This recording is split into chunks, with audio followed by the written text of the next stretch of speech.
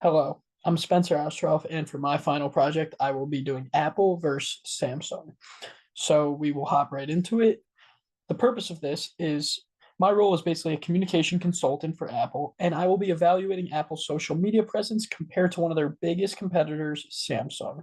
I will be using BrandWatch to conduct my research, and I will be using X and Instagram to evaluate these two brands on social media. Little overview about Apple. So, Apple was founded in 1976. Their headquarters are in Cupertino, California, in the United States. Some of their key products include the iPhone, the Mac, the iPad, Apple Watch, and more. They're the global market leader in premium consumer electronics. They have a strong emotional connection with their consumer. There's positive sentiment towards their products, and there's a little bit of negative sentiment towards the pricing of their products, which we will get into. Apple is a premium and trusted brand within the consumer electronics industry. Now, a little overview about Samsung. They were founded in 1969. Their headquarters are in Seoul, South Korea. Some of their key products include Galaxy smartphones, tablets, TVs, and more. They're positioned as flexible compared to their competitors. They're recognized as a global technology innovator. There's positive sentiment related to their innovation, and there's a little bit of mixed sentiment related to their software experience and long term performance.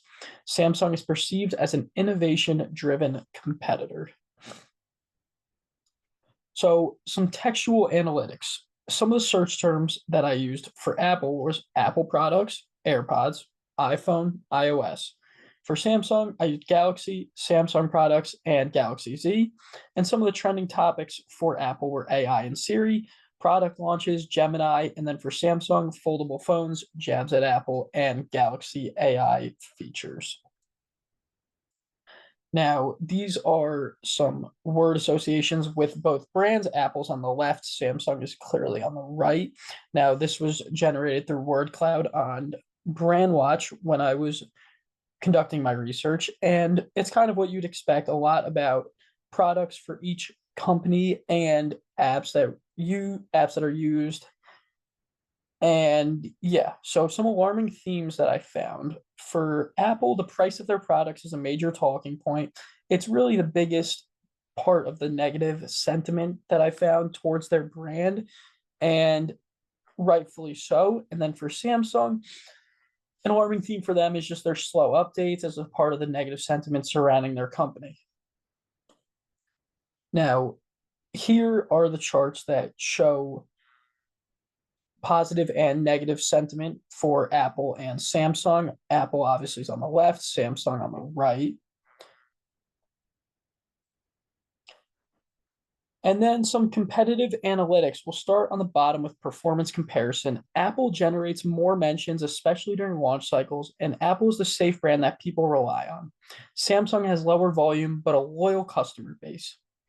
Some of Apple's strengths compared to Samsung are they have brand loyalty, they have an ecosystem integration with all their products, working together, more positive sentiment all around, and a simple product lineup for clarity.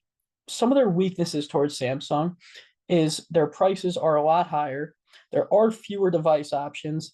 There's limited compatibility outside of the ecosystem. So, it's compatible within the ecosystem with AirPods working with your phone or your laptop, but if you want to go outside of the Apple ecosystem, there's limited compatibility, and then repairs tend to be very expensive.